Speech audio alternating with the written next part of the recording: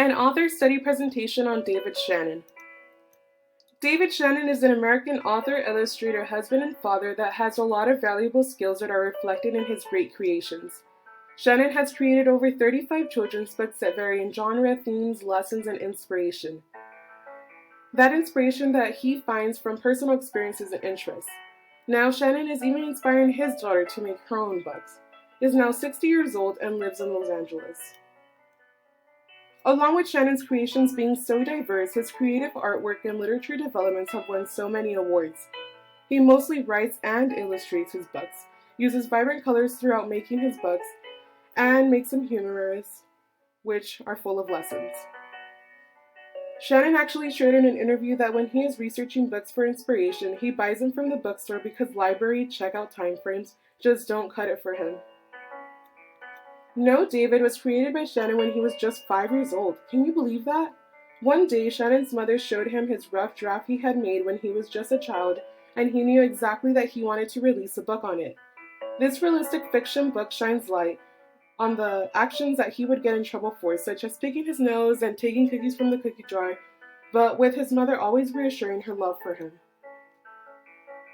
Duck on a Tractor brings animals to life with vivid colors and dialogue. The reader is able to follow along with Duck, who is a duck, and is very adventurous and decides to drive a tractor with all his farm friends one day.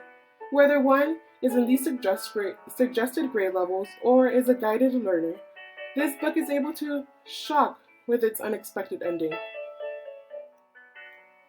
A Bad Case of Stripes follows Camilla Cream, who is a young girl that tries to fit in and due to that has to face a lot of hardships. Remember how terrifying the first day of school was? Well, for Camilla it's quite worse. She wakes up with rainbow stripes on her entire body, and in order to be cured, she has to go against what her friends dislike, learning to accept herself and her diversity. The food cure was originally marshmallows, but when Shannon was speaking to his assistant one day, she mentioned that she enjoyed lima beans. Shannon let her know that no one likes lima beans, so when she went on an opinion hunt, she came back to Shannon saying, "You're right, everyone hates lima beans." The idea behind too many toys I'm sure can be relevant to most of us, perhaps not toy-wise, but by having way too many random items around the house.